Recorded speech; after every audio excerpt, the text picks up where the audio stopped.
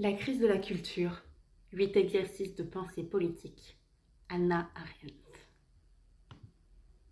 Ich habe nie in meinem Leben irgendein Volk oder Kollektiv geliebt, weder das Deutsche noch das Französische noch das Amerikanische, noch etwa die Arbeiterklasse oder was es sonst so noch gibt. Qu'est-ce que l'autorité? Partie 4.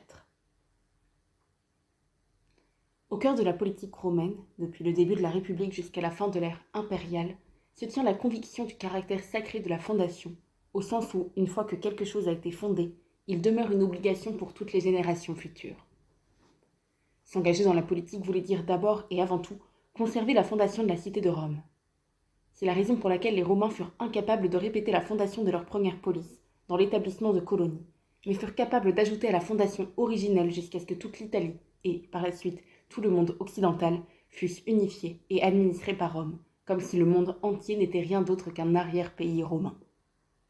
Du commencement à la fin, les Romains furent liés à la localité spécifique de cette cité unique, et, à la différence des Grecs, ils ne pouvaient dire au moment de crise ou de surpopulation « Allez fonder une cité nouvelle », car où que vous serez toujours une police. Non les Grecs, mais les Romains, furent réellement enracinés dans le sol, et le mot patria dérive son plein sens de l'histoire romaine. La fondation d'un nouveau corps politique, pour les Grecs expérience presque banale, devint pour les Romains le début central, décisif, irrépétable de toute leur histoire, un événement unique. Et les divinités les plus profondément romaines étaient Janus, la déesse du commencement, avec laquelle, pour ainsi dire, nous commençons encore notre année, et Minerve, la déesse du souvenir. La fondation de Rome, Tanta molis erat Romanam condere gentem, si grand était l'effort et la peine pour fonder le peuple romain, comme Virgile résume le thème à jamais présent de l'Énéide, que toute errance et souffrance atteignent leur fin et leur but, qu'ils puissent fonder la cité. Cette fondation est l'expérience également non grecque de la sainteté de la maison et du foyer, comme si, homériquement parlant, l'esprit d'Hector avait survécu à la chute de Troie et ressuscité sur la terre italienne, forme le contenu profondément politique de la religion romaine. En opposition à la Grèce, où la piété dépendait de la présence révélée et immédiate des dieux, ici, religion voulait dire littéralement ligare, être lié en arrière, obligé à l'effort, énorme, presque surhumain, et par conséquent toujours légendaire pour poser les fondations, édifier la pierre d'angle, fondée pour l'éternité. Être religieux voulait dire être lié au passé, et Tite-Live, le grand transcripteur des événements passés, pouvait donc dire, tandis que je couche par écrit ces événements antiques, je ne sais par quelle attache mon esprit devient vieux, et quelque religion me tient. Ainsi, l'activité religieuse et l'activité politique pouvaient être considérées comme presque identiques, et Cicéron pouvait dire « En aucun autre domaine l'excellence humaine n'approche d'aussi près la voie des dieux que dans la fondation des communautés nouvelles et dans la conservation de communautés déjà fondées. » Le pouvoir de la fondation elle-même était religieux, car la cité offrait aussi un foyer permanent aux dieux du peuple. Autre différence avec la Grèce, dont les dieux protégeaient les cités des mortels et résidaient à l'occasion chez eux, mais avaient leur propre séjour, loin des demeures des hommes, sur le mont Olympe. C'est dans ce contexte que sont originellement apparus le mot et le concept d'autorité. Le mot auctoritas dérive du verbe augere, augmenter, et c'est que l'autorité, ou ceux qui commandent, augmente constamment. C'est la fondation. Les hommes dotés d'autorité étaient les anciens. Le Sénat, qu'il avait obtenu par héritage et par transmission de ceux qui avaient posé les fondations pour toute chose à venir. Les ancêtres, que les Romains appelaient pour cette raison les maiores. L'autorité des vivants était toujours dérivée, dépendante des auctores imperii romani conditoresque, selon la formule de Pline, de l'autorité des fondateurs, qui n'étaient plus parmi les vivants.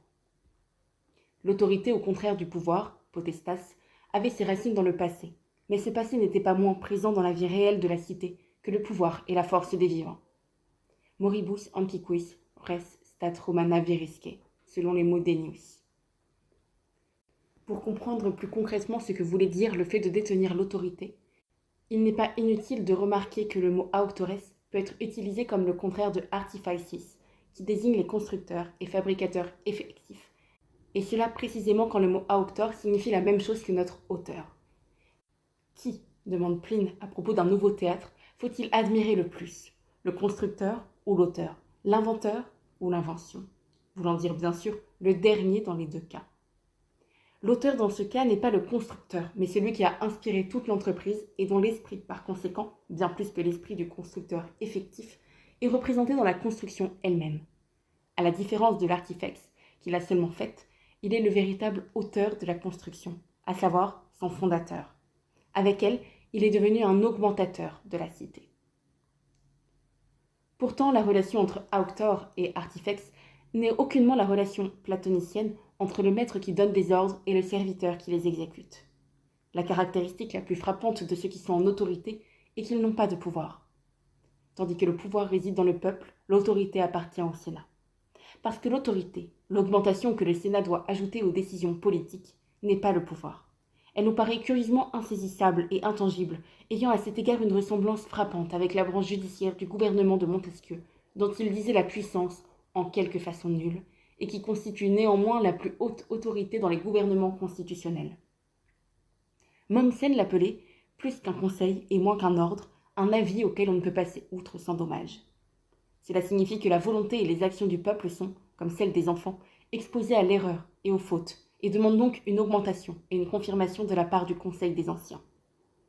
Le caractère autoritaire de l'augmentation des anciens se trouve dans le fait qu'elle est un simple avis, qui n'a besoin pour se faire entendre ni de prendre la forme d'un ordre, ni de recourir à la contrainte extérieure. La force liante de cette autorité est en rapport étroit avec la force religieusement liante des auspices, qui, à la différence de l'oracle grec, n'indique pas le cours objectif des événements futurs, mais révèle simplement l'approbation ou la désapprobation des dieux quant aux décisions prises par les hommes. Les dieux aussi ont de l'autorité chez les hommes. Plus qu'un pouvoir sur eux, ils augmentent et confirment les actions humaines, mais ne les commandent pas. Et de même qu'on a assigné pour origine à tous les auspices, le grand signe par lequel les dieux donnèrent à Romulus l'autorité pour fonder la cité, de même toute autorité dérive de cette fondation, reliant tout acte au début sacré de l'histoire romaine, ajoutant pour ainsi dire à tout moment singulier le poids entier du passé. La gravitas, aptitude à porter ce poids, devint le trait éminent du caractère romain, de même que le Sénat, représentation de l'autorité dans la République, put fonctionner, comme dit Plutarque, comme un poids central, comme le lest dans un navire, qui tient toujours les choses dans un juste équilibre. Aussi les précédents, les actions des ancêtres et la coutume qu'elles engendraient étaient toujours liants. Tout ce qui arrivait était transformé en un exemple, et l'auctoritas maiorum s'identifia au modèle autoritaire de la conduite présente des hommes, à la norme politique morale comme telle. C'est aussi pourquoi la vieillesse, distinguée par les Romains du pur et simple âge adulte, était vue comme le moment qui contient l'acmé de la vie humaine, non pas tant à cause de la sagesse et de l'expérience accumulée, qu'à cause de la plus grande proximité du vieillard aux ancêtres et au passé. Contrairement à notre concept d'une maturité orientée vers l'avenir, les Romains pensaient que la maturité était dirigée vers le passé. Si l'on veut rapporter cette attitude à l'ordre hiérarchique établi par l'autorité et se représenter cette hiérarchie dans l'image familière de la pyramide, c'est comme si la pyramide n'avait pas son sommet dans la hauteur d'un ciel situé au-dessus, ou comme dans le christianisme au-delà de la terre, mais dans la profondeur d'un passé terrestre. Dans ce contexte essentiellement politique, que le passé était sanctifié par la tradition. La tradition préservait le passé en transmettant d'une génération à la suivante le témoignage des ancêtres, qui, les premiers, avaient été témoins et créateurs de la fondation sacrée et l'avaient ensuite augmentée par leur autorité à travers les siècles. Aussi longtemps que cette tradition restait ininterrompue, l'autorité demeurait inviolée, et agir sans autorité et sans tradition, sans normes et modèles admis, consacrés par le temps, sans l'aide de la sagesse des pères fondateurs, était inconcevable. La notion d'une tradition spirituelle et de l'autorité dans les choses de la pensée et dans les idées est ici tirée du domaine politique, et, par conséquent, essentiellement dérivée, tout comme la conception platonicienne du rôle de la raison et des idées dans la politique était tirée du domaine philosophique, et se trouva dérivée dans le domaine des affaires humaines. Mais le fait historiquement capital est que les Romains pensèrent avoir besoin aussi de pères fondateurs et d'exemples autoritaires dans les choses de la pensée et dans les idées, et admirent les grands ancêtres grecs comme leur autorité pour la théorie, la philosophie et la poésie. Les grands auteurs grecs devinrent des autorités dans les mains des Romains, non dans celles des Grecs. La manière dont Platon et d'autres avant lui avaient traité Homère, l'éducateur de toute l'Iliade, était inconcevable à Rome, et un philosophe romain n'aurait pas osé lever la main contre son père spirituel, comme Platon dit de lui dans le Sophiste, quand il rompit avec la doctrine de Parménide. De même que le caractère dérivé de l'applicabilité des idées à la politique n'a pas empêché la pensée politique platonicienne de devenir l'origine de la théorie politique occidentale, de même le caractère dérivé de l'autorité et de la tradition dans les choses de l'esprit ne les a pas empêchés de devenir les traits dominants de la pensée philosophique occidentale pendant la plus grande partie de notre histoire. Dans les deux cas, l'origine politique et les expériences politiques sous-jacentes aux théories étaient oubliées. Oublier le conflit originel entre la politique et la philosophie, entre les citoyens et la philosophe, non moins que l'expérience de la fondation ou la trinité romaine de la religion, de l'autorité et de la tradition avait sa source légitime.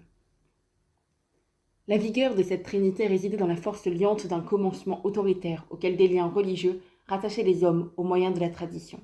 La trinité romaine non seulement survécut à la transformation de la République en l'Empire, mais pénétra partout où la Pax Romana créa la civilisation occidentale sur des fondations romaines. La vigueur et la résistance extraordinaire de cet esprit romain, c'est-à-dire la solidité extraordinaire du principe de la fondation pour la création de corps politiques, furent soumises à une épreuve décisive et firent leur preuve d'éclatante manière après le déclin de l'Empire romain, quand l'héritage politique et spirituel de Rome passa à l'Église chrétienne. Confrontée à cette tâche réellement mondaine, l'Église devint si romaine et s'adapta si parfaitement à la pensée romaine dans les choses de la politique, qu'elle fit de la mort et de la résurrection du Christ la pierre angulaire d'une nouvelle fondation, et érigea sur cette fondation une institution humaine nouvelle d'une stabilité fantastique. Ainsi, après que Constantin le Grand eut fait appel à l'Église pour assurer à l'Empire déclinant la protection du Dieu le plus puissant, l'Église finit par être en mesure de venir à bout des tendances anti-politiques et anti-institutionnelles de la foi chrétienne qui avaient causé tant de difficultés dans les siècles antérieurs et qui sont si manifestes et apparemment si insurmontables dans le Nouveau Testament et dans les premiers écrits chrétiens. La victoire de l'esprit romain est vraiment presque un miracle.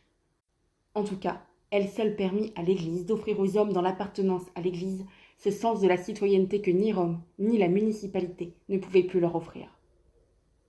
Cependant, de même que la politisation platonicienne des idées changea la philosophie occidentale et détermina le concept philosophique de raison, de même la politisation de l'Église changea la religion chrétienne.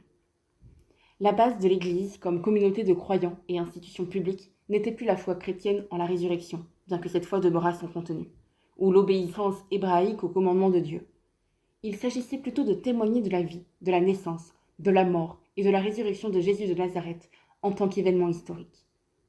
Comme témoins de cet événement, les apôtres purent devenir les pères fondateurs de l'Église, dont elle dérivait son autorité aussi longtemps qu'elle en transmettait le témoignage de génération en génération au moyen de la tradition. C'est seulement quand cela se fut produit, est-on tenté de dire, que la foi chrétienne devint une religion, non seulement au sens post-chrétien, mais aussi au sens antique.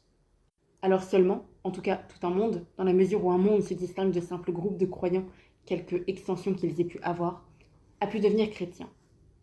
L'esprit romain a pu survivre à l'écroulement de l'Empire romain, parce que ses ennemis les plus puissants, ceux qui avaient lancé, pour ainsi dire, une malédiction sur tout le domaine des affaires publiques mondaines et juré de vivre dans le retrait, découvrirent dans leur propre foi quelque chose qui pouvait être compris aussi comme un événement mondain et pouvait être transformé en un nouveau commencement terrestre auquel le monde était une fois de plus relié, religaré, dans un mélange curieux de nouvelles et de vieilles craintes religieuses.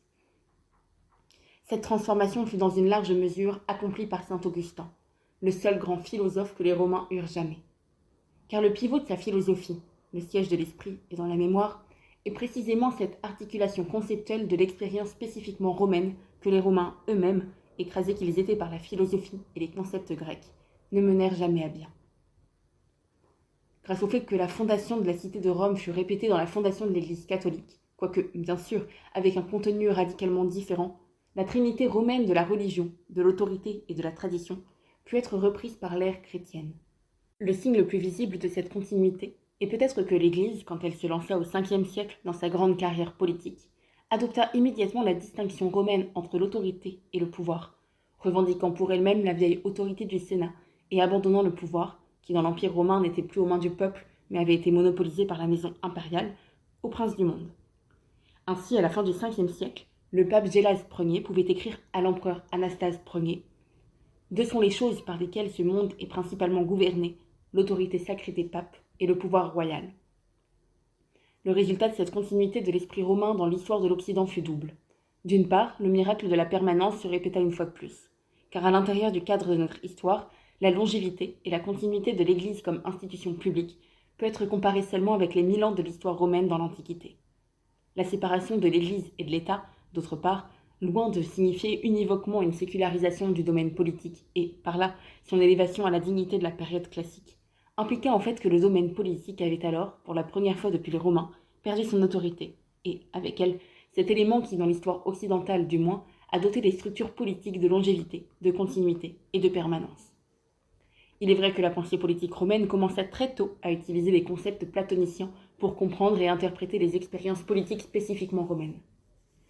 Cependant, tout se passe comme si c'était seulement à l'ère chrétienne que les invisibles instruments de mesure spirituelle de Platon, par lesquels devaient être mesurées et jugées les affaires concrètes, visibles des hommes, avaient déployé leur pleine efficacité politique. Ce furent précisément les parties de la doctrine chrétienne qui auraient eu beaucoup de difficultés à s'adapter et à s'assimiler à la structure politique romaine, à savoir les commandements révélés et les vérités d'une autorité absolument transcendante qui, à la différence de celle de Platon, n'avait pas son lieu au-dessus mais au-delà de la vie terrestre, qui purent être intégrées dans la légende de la fondation romaine via Platon. La révélation de Dieu put alors être interprétée politiquement comme si les normes de la conduite humaine et le principe des communautés politiques, intuitivement anticipés par Platon, avait été finalement révélé directement, de sorte que, dans les mots d'un platonisant moderne, il apparut que la première orientation de Platon vers la mesure invisible était maintenant confirmée par la révélation de la mesure elle-même. Dans la mesure où l'Église catholique a incorporé la philosophie grecque dans l'échafaudage de ses doctrines et de ses dogmes, elle a amalgamé le concept politique romain d'autorité, qui reposait obligatoirement sur un commencement, un acte de fondation dans le passé, à la notion grecque de mesure et de règles transcendantes. Les normes générales et transcendantes sous lesquelles pouvaient être subsumés le particulier et l'immanent étaient maintenant requises pour tout ordre politique. Les règles morales pour toutes les relations entre les hommes et les normes rationnelles pour guider tout jugement individuel. Rien ne devait par la suite s'imposer avec une plus grande autorité et de plus vastes conséquences que cet amalgame lui-même. Depuis lors, il s'est révélé, et c'est fait parle pour la stabilité de l'amalgame, que partout où l'un des éléments de la trinité romaine, religion, autorité ou tradition, a été mis en doute ou éliminé, les deux qui restaient ont perdu leur solidité. Ainsi, ce fut l'erreur de Luther de penser que son défi lancé à l'autorité temporelle de l'Église et son appel à un jugement individuel sans guide laisseraient intactes la tradition et la religion. Ce fut aussi l'erreur de Hobbes et des théoriciens politiques du XVIIe siècle d'espérer que l'autorité et la religion pourraient être sauvées sans la tradition. Ce fut aussi finalement l'erreur des humanistes de penser qu'il serait possible de demeurer à l'intérieur d'une tradition inentamée de la civilisation occidentale sans religion et sans autorité.